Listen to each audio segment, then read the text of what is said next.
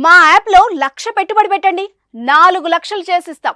నమ్మకం లేకుంటే యాప్లో ఇంతకు ముందు డబ్బులు వచ్చిన వాళ్ళ లిస్టు చూడండి. ఇంకా నమ్మకం కలక్కుంటే మొదట ఒక 10,000 పెట్టుబడిగా పెట్టండి, అరగంటలో దాన్ని 40,000 చేస్తాం. నిజం నమ్మండి అంటూ ఓ వ్యక్తికి ఫోన్ వచ్చింది. 10,000 కదా, ఒక్కసారి పెట్టి చూద్దామని అనుకున్నాడు ఆ వ్యక్తి. అనుకున్న విధంగా యాప్లో 10,000 పెట్టుబడి పెట్టాడు.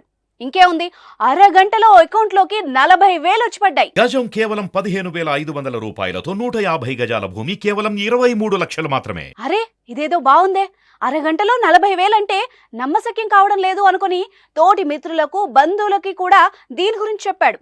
ఇంకేముంది, డబ్బులు వస్తున్నాయి అంటే ఎగబడి యాప్లో పెట్టుబడి పెట్టారు అందరూ.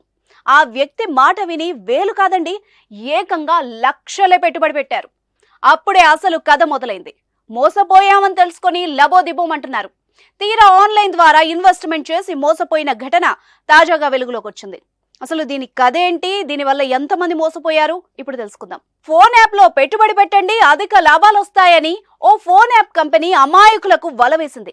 మొదట ఫనుక్ కంపెనీ పేరిట వెబ్ పోర్టల్ నుంచి కొందరు వ్యక్తులు ఫోన్ చేసి కంపెనీ చూపించే ప్రోడక్టులపై పెట్టుబడి పెడితే 4 రెట్లు లాభాలు వస్తాయని నమ్మించారు. అంతేకాకుండా పెట్టుబడిలో కొత్త వాళ్ళని చేరిస్తే 500 నుంచి 1000 రూపాయల వరకు కమిషన్ వస్తుందని కూడా ఆశ చూపించారు.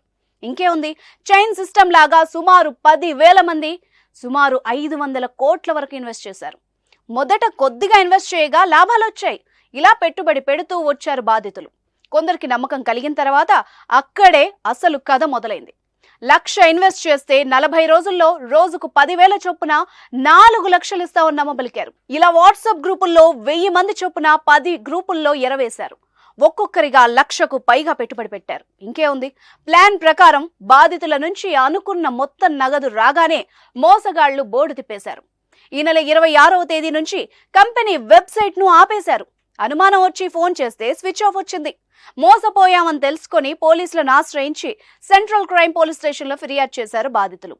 ఇందులో చాలా మంది అప్పు చేసి ఇన్వెస్ట్ చేసినట్టు బాధితులు వాపోయారు. నిందితుల్ని అరెస్ట్ చేసి తమకు న్యాయం చేయాలని బాధితులు డిమాండ్ చేస్తున్నారు.